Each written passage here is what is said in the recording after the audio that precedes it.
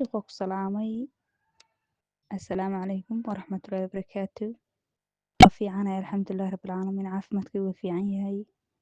Dawada waxaan qaadanayay 7 bilood. Reer hore aan yeeshay. Reerkaa horena waxaa u muhiimsan oo reerku isu guursadaan waa awlaad. Awlaadna ma helin. Ilaah baana bixiya. Digtoorka dawadiisii aad baan ugu wanaagsanaaday waana fiicnaaday maasha Allah. Hadda intaan qaadanayay reer ma lahayn oo reerku waa kala maqan reer iima joogin. 7 bilood bishii 8aad reerkaygu waa u tegay alxamdulillahi rabbil caalamiin.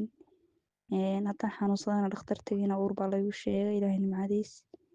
Waxaan u sheegayaa walaalaha bukaanka ah oo digtoorka ku xiran iyo kuwa kale oo la daalaa dhacaya xanuunada iyo kuwa kale oo xanuunsan oo aan weli ogeyn inay digtoorka dawada ka qaataan oo u yimaadaan oo waxa ay ku wareegayaan dhulka ay ka raadinayaan iska daayaan oo dawo aan waxba u tarayn oo tayo lahayn oo chemical ka buuxin iska daayaan. Dawadu waa dawo herbal maasha Allah aad baa loogu caafimaaday bawsiirta iyo infection iyo gas iyo xanta ay kobcinayso oo maxay toona sare u qaadayso maasha Allah. Alxamdulillahi rabbil caalamiin. Intaba waa ka helay. Ilaahayna dawo kale naga siiyo caafimaad badan dadkii bukaha Allah caafiyo wixii caafimaad qabana Allah u siyaadiyo.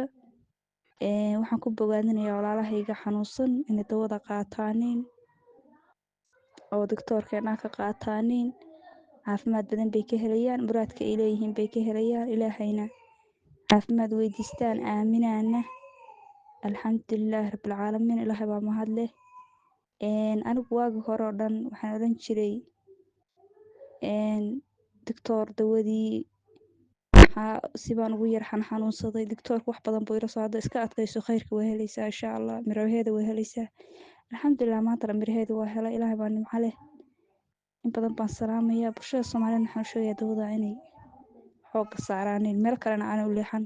Digtoor Jamaal ku salaamayaa in badan. Assalaamu calaykum waraxmatullaahi wabarakaatu.